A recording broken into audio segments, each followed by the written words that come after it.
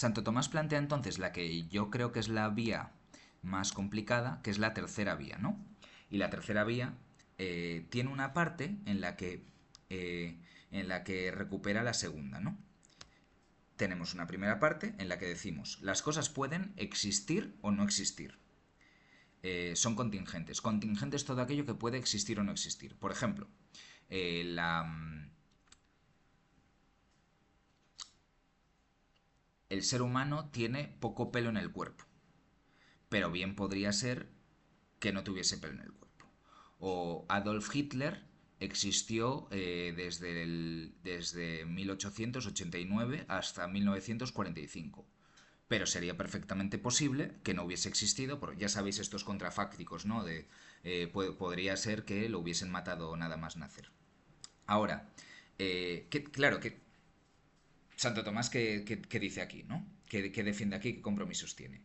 Porque podemos decir, bueno, pero es que las cosas puedan existir o no es algo que yo no experimento siempre. Por ejemplo, una persona un poquito despistada puede decir, claro, la escuela, por ejemplo, la escuela en la que nosotros estamos, existe, pero no tengo yo muy claro que pueda no existir. Es decir, yo no tengo muy claro que sea posible que no exista la escuela.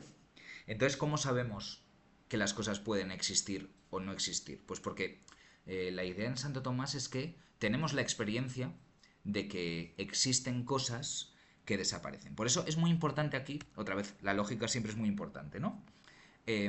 La primera premisa, vuelvo a decir, esta es la formalización de Weingarten, ¿no? Es existencial. Si os fijáis en este símbolo, que creo que os suena de matemáticas, yo no estoy diciendo que todas las cosas eh, se generan y se corrompen, o sea, nacen y mueren, sino que hay cosas que nacen y mueren. Perdón. Tenemos la experiencia de que hay cosas que desaparecen y ya está. Entonces sabemos que es posible, al menos para esas cosas, no existir. Quizás nosotros digamos que todo lo que nosotros observamos tiene la posibilidad de existir y la que no. Vamos a tener un criterio para decir de algo que puede existir, que es el criterio de no contradicción. Es decir, lo único que es imposible que exista es lo contradictorio. No puede existir un hierro de madera. Y por ahí hemos tenido alguna discusión, sobre todo en San Agustín, ¿no? Sobre si, claro, si Dios tiene esa limitación. Y la idea de Santo Tomás es que sí. Es que para Santo Tomás ya es una limitación lógica, ¿no? Es posible para algo existir o no existir. No puede existir o no existir en el mismo momento, pero tiene la posibilidad de existir o no existir. Yo ahora mismo estoy existiendo. Eso quiere decir que tengo la posibilidad de existir, pero también tengo la posibilidad de no existir, ¿no? Segunda premisa. Si algo tiene esa posibilidad, entonces no ha existido siempre, es decir, en algún momento se ha generado. Eh, bueno, esto, o sea, seguramente podríamos discutirlo, pero para discutirlo, claro, tendríamos... o sea, pensad en la conversa, ¿no? Si algo ha existido siempre, entonces no es contingente. Y veremos después, si no es contingente, entonces es necesario, porque no existe un mundo posible, o sea, no podemos imaginarnos un mundo en el que esto no exista. Santo Tomás aquí lo que quiere ver es que si todo está sujeto a desaparecer, entonces, y esta es la premisa complicada, entonces en algún momento no ha existido. Y esto lo podemos ver aquí quizás. Es decir, cuando yo pienso en algo que existe pero podría no existir, entonces me puedo imaginar perfectamente que en algún momento no ha existido. Yo que sé, los libros que yo tengo encima de la mesa, puedo imaginarme que en algún momento no han existido, ¿no? Y quizás eso lo podamos aplicar a todo. Es más dura la idea de que si todo es contingente, es decir, si todas las cosas que existen podrían no existir, entonces en algún momento no han existido, con lo cual en algún momento no ha existido nada. Creo que la premisa 2 se ve claramente, porque casi tenemos esa experiencia, ¿no?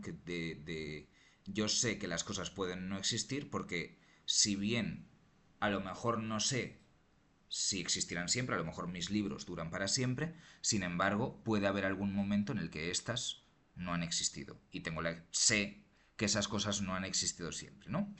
Pero claro, aquí está cambiando la cuantificación, me está diciendo, si todo lo que existe es contingente, entonces en algún momento ninguna de esas cosas han existido.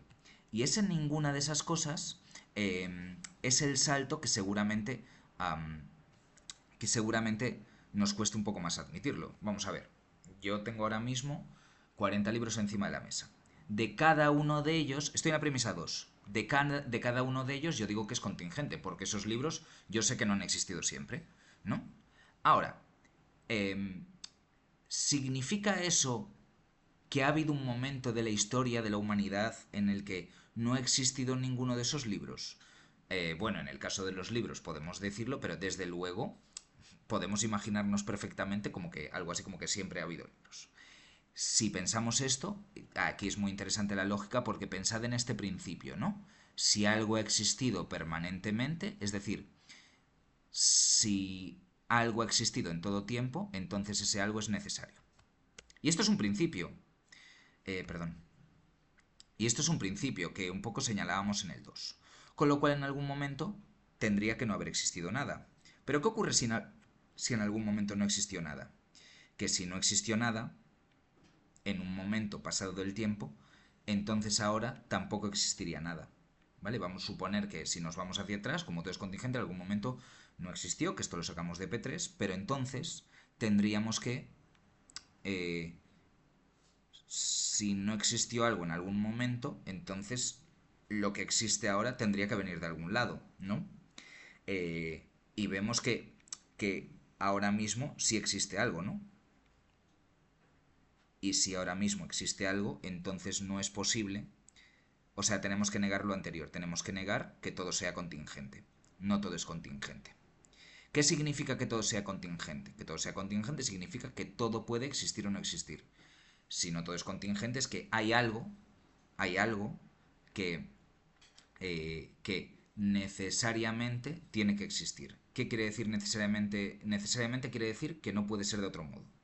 Entonces, tiene que haber un ser necesario porque si no hubiese un ser necesario, y tenemos aquí el paso de P1 a P3, entonces ahora no existiría nada en P4, pero como ahora existe algo, no todo es contingente, entonces hay un ser necesario. Dios sería un ser necesario. Hume, por ejemplo, critica que esto es una falacia de composición. Ya sabéis, que todas las cosas que existen puedan no existir no significa que en algún momento no vaya a existir nada, porque podrían algo así como alternar existencia, ¿no? Tiene que existir algo necesariamente, claro, pero ese algo no tiene por qué ser un ser sobrenatural, vamos a decir aquí.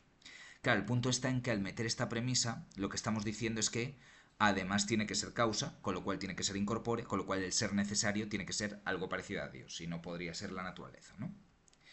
Esta vía, ya os digo, se ha criticado sobre todo por la falacia de composición. Obviamente, pues claro, lo que hay que ver es si eso es así. Pero parece que suponemos, si admitimos que las cosas existen y perecen, que puede haber, que tiene que haber algo que exista necesariamente, ¿no? Am, y además que exista necesariamente de determinada manera. Santo Tomás después va a poner un principio de limitación de Dios que es: Dios solo puede hacer aquello que está en su naturaleza, porque Dios solo puede hacer aquello que necesariamente hace. En Dios no hay nada contingente, ¿no? Entonces hasta aquí tenemos que Dios es un ser necesario, que es un ser que causa otros seres, y que es un ser que además no se transforma o no se desplaza o no se mueve. Entonces tenemos que es un ser inmaterial. Como es causa primera, también tiene que ser eterno. Y así, bueno. Y vamos a la cuarta vía. En la cuarta vía tenemos que existen grados de valor. Fijaos en que aquí los ejemplos que pone, hablamos de grados de perfección también, ¿no? Pues habla de bondad, verdad o nobleza. Entonces tenemos que existen grados en esas valoraciones, vamos a decir bondad, verdad y belleza. ¿Qué quiere decir eso? Que yo veo, por ejemplo, obras de arte bellas, pero soy capaz de hacer una especie de ranking o de clasificación o de jerarquía, ¿no? Digo de esas obras que hay obras más bellas y obras menos bellas, ¿verdad? Eso es la constatación empírica, eso es la observación que nosotros realizamos. Pero si hay grados, y aquí volvemos a esta idea de Santo Tomás de que siempre hay una definición a partir de la cual hay un razonamiento. Si hay grados es porque hay un máximo. Esto es, si yo jerarquizo, en términos de una función se ve muy bien, ¿no? Si yo jerarquizo y digo que hay más y menos, es porque hay una orientación, y entonces tengo un mínimo de valor y un máximo de valor. Eh, Sospecharéis por dónde puede ir la crítica, ¿verdad? Pero desde luego parece que lo jerarquizamos. Es decir, si estamos en un espacio no orientable, por ejemplo, porque pues no se puede clasificar en absoluto los valores. Es decir, no hay cosas mejores que otras o más bellas que otras. Pensemos en alguien que, en un relativista, ¿no? Que me diga, no, es que no hay... La belleza está en los ojos del que mira, entonces no hay realmente grados de valor. Pues lo que estamos diciendo en realidad es que...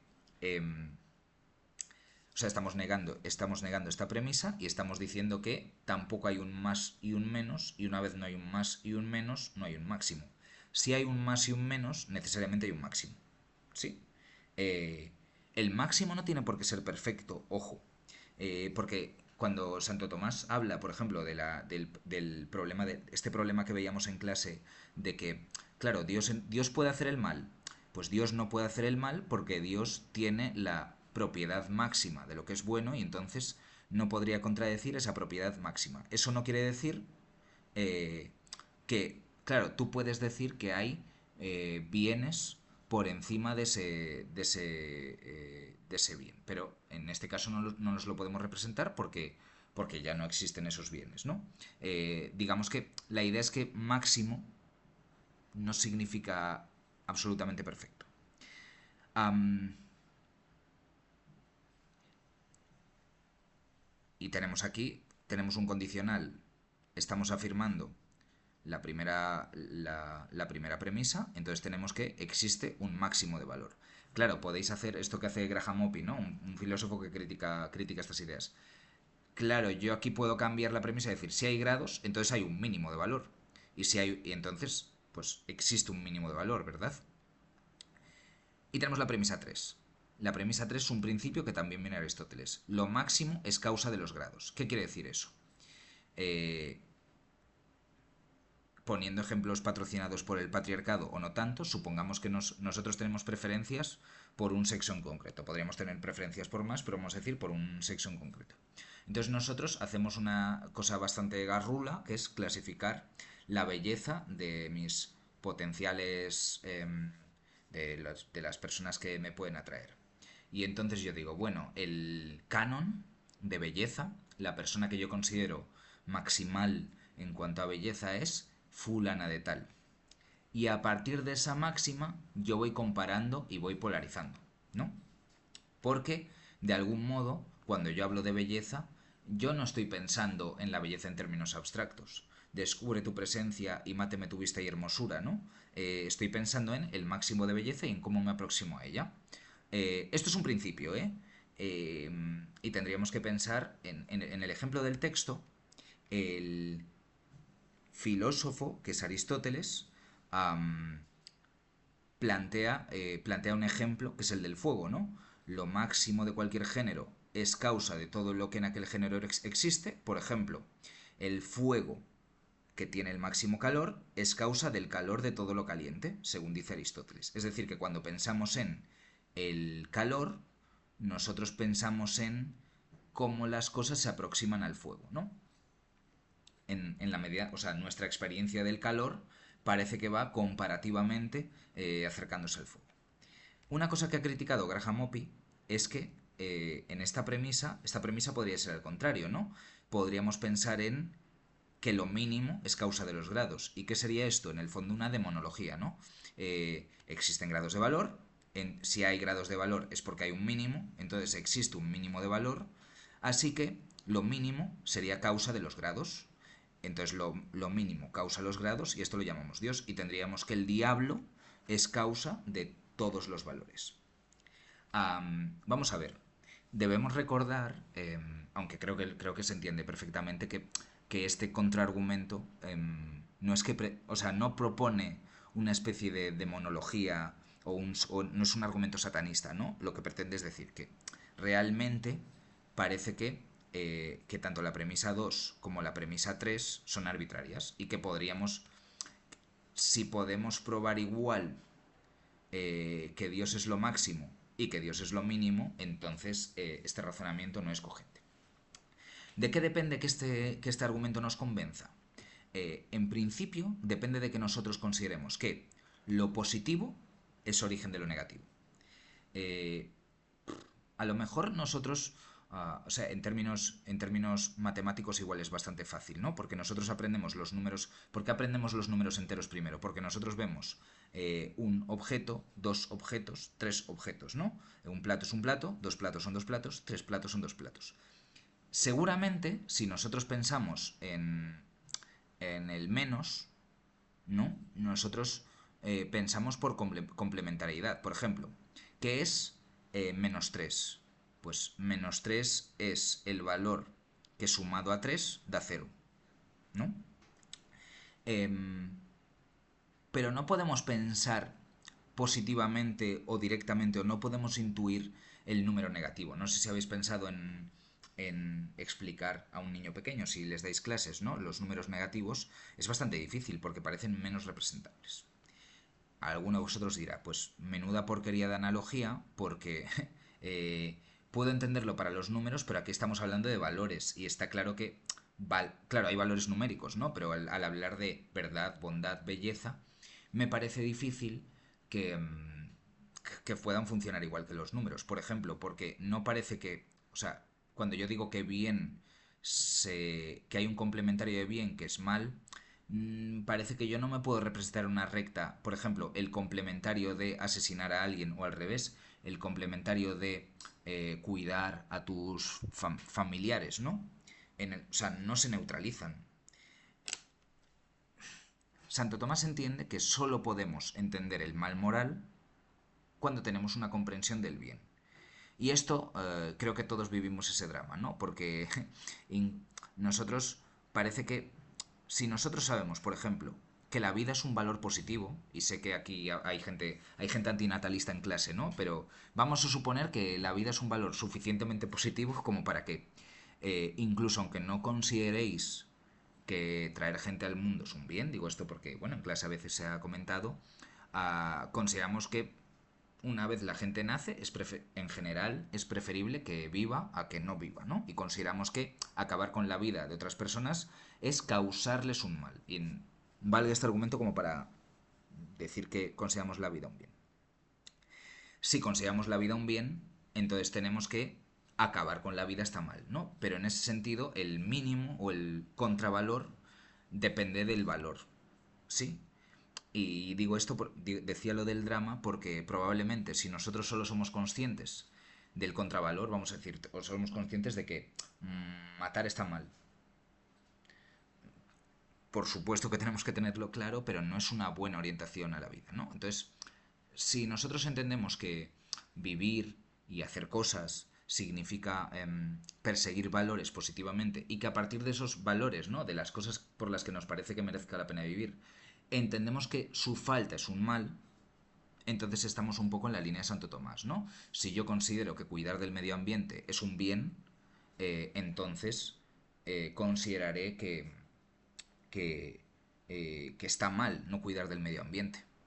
Y entonces tengo ya una orientación a la acción. Si yo considero que cuidar las tradiciones es un bien, entonces tengo también la guía del mal. Y al revés, me parece que no pasa tanto, ¿no? Eh, o sea, la implicación parece estar siempre en que tiene que haber algo así como un bien. Si aceptamos este argumento, tenemos lo que pretendíamos con Santo Tomás. Tenemos a un ser que es la causa de todos los valores, que los posee en grado sumo, que los es en grado sumo. Dios es lo sumamente bueno, bello, verdadero. La bondad es algo que hemos visto ya, ¿no? Eh, hemos visto que en San Agustín, no en Santo Tomás, en San Agustín, eh, Dios es bueno y en la medida que Dios es muy bueno hay actos que van en contra de su naturaleza, entonces Dios no puede hacer el mal. Dios es bello, y en esa medida esto es bastante interesante, ¿no? En la tesis de Humberto Eco, por ejemplo, habla de cómo, a partir de esta idea de que Dios es bello, todo lo que honre la belleza de Dios y todo lo que sea bello, por lo tanto, entonces, perdón, todo lo que sea bello, en realidad honra la existencia de Dios. Y sabéis este debate que hemos visto en clase del el iconoclasmo del siglo IX y cómo del el concilio de Constantinopla y cómo para el cristianismo la representación de obras artísticas y la representación también de algún modo de Dios, sabiendo que nunca se está representando propiamente a Dios, sino solo impropiamente, eh, pues es algo a celebrar en la medida que la belleza nos llevaría a Dios. Y la verdad igual, Dios es la máxima verdad, que lo hemos visto antes. Tienen que converger todos los valores porque son valores que son necesarios, son causa única y no hay movimiento. Fijaos en que el no haber movimiento implica que estos valores no cambian o que no son tan contextualizables, ¿no? Y tenemos la última vía, la quinta vía. Eh, y esta vía también es bastante conocida, ¿no? Eh, Vemos que hay cosas que carecen de conocimiento que obran con un fin. En Aristóteles esto era la causa final, ¿no? Eh, Actúan según una finalidad. Los objetos naturales eh, se desplazan con arreglo a un fin, que es permanecer en su lugar natural o mantener su movimiento o lo que sea. Los órganos obran, por así decirlo, respecto de un fin, que es mantener unas funciones. Y nuestra inteligencia, y esto lo recordamos de Aristóteles, también obra respecto de un fin, ¿no? En nuestro caso, ser felices. Es duro decir esto el día del final de las vacaciones, pero se puede defender. Em, si algo obra hacia un fin, lo hace sin conocimiento. Perdón, si algo que obra hacia un fin, lo hace sin conocimiento, entonces hay algo que conscientemente determina su fin. Y esto es una premisa bastante difícil de admitir, ¿no? O sea, tenemos que, parece que si algo, si yo, por ejemplo, escribo una carta para que alguien, pues, para establecer una amistad con alguien, está claro que obra hacia un fin. Ahí perfecto. Y lo hago conscientemente. Esto puede ser discutible, por supuesto, porque uno siempre pensemos en estos ejemplos de alienación o de, digamos, de explicación funcional, ¿no? Yo tengo una relación de dependencia con alguien y yo le escribo un mensaje preguntándole si me ha contestado, si ha visto el mensaje. Yo he visto el cheque azul, vamos, pero si ha visto el mensaje con el fin de mantener la amistad, pero alguien puede decir, bueno, tú no eres consciente de ese fin, en realidad tú lo que estás haciendo es mantener una relación de dependencia un poquito tóxica o qué sé yo, ¿no? Pero seguramente esta parte del razonamiento no nos cueste tanto mantenerlo. El problema es esta parte del razonamiento, o lo más discutible, ¿no? Si algo obra lo hace sin conocimiento, entonces hay algo que determina su fin. Vale. Como Santo Tomás es consciente de la dificultad de este argumento, añade un segundo. Hace una analogía, ¿no? Eh,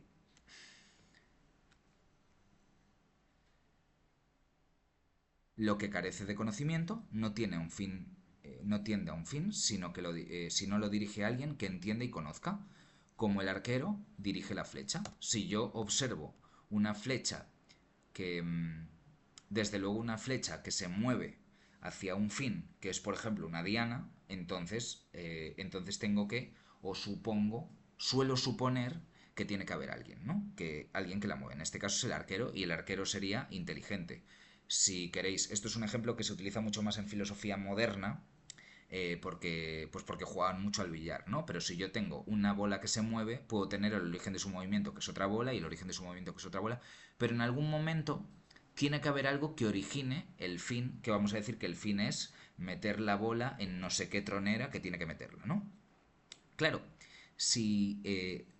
¿por qué argumentamos aquí por analogía? Porque la idea que quiere resaltar Santo Tomás es que cuando nosotros estamos pensando en fines, deberíamos razonar de manera parecida respecto de Dios que respecto de la vida cotidiana. Si en la vida cotidiana nosotros asumimos que hay una dirección inteligente de las cosas, deberíamos admitirlo respecto de estos objetos. Por supuesto, de esta conclusión se saca que de este razonamiento se saca que hay algo que gobierna el fin de las cosas, ¿no? Vemos que hay objetos naturales que se mueven respecto de un fin y vemos y aceptamos este argumento por analogía eh,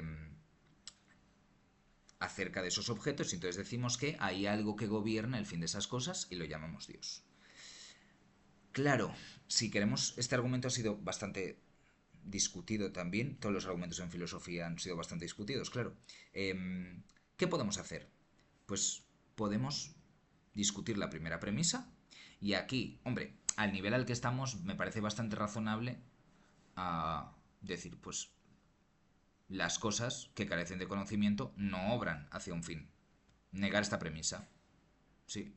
En realidad, yo no puedo decir que, sabéis aquella frase del filósofo, ¿no? Esto no es como la lluvia que no se sabe por qué sucede. Bueno, pues para, digamos, para Santo Tomás, de algún modo, eso sucede porque hay un fin. Por ejemplo, hay un fin de la lluvia que es un fin natural que puede ser desde caerse hasta regar el suelo, hasta mantener el ciclo de la vida, hasta lo que sea, ¿no? No nos cuesta mucho eh, negar esta premisa en el sentido de que la física... A ver, ¿por qué es discutible esto? Porque hay unos filósofos que... filósofos y físicos, Tipler y Barrow, que hablan del principio antrópico, ¿no? Y defienden que sí se puede explicar, digamos, respecto a un fin, pero a un nivel más o menos fundamental. Sabéis que en física vosotros no decís el movimiento armónico simple es así para un fin, ¿no? Es absurdo, ¿no? E incluso en biología sí que utilizáis fines para hablar de funciones, pero tampoco lo utilizáis de esta manera, ¿no?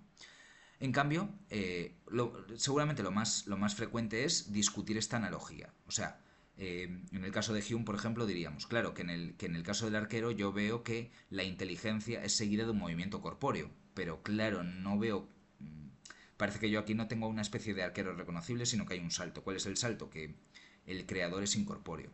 Claro que este argumento se reforzaría diciendo que lo que mueve la flecha no es el cuerpo del arquero, porque el cuerpo del arquero es movido por otra cosa, que es su intelecto, que es el alma. Entonces, para defender bien este argumento, necesitaremos una filosofía de la mente en la que haya cuerpo y alma de forma separada, porque si hay un alma separada del cuerpo, entonces ya me abro paso a mantener esta analogía, es decir, a que parece que lo que determina el fin de las cosas sea una inteligencia. Entonces, pues aquí tenemos algunas conclusiones que hemos visto. Eh, anticipaba antes que la libertad humana, o sea, la libertad humana es la refutación de la primera vía,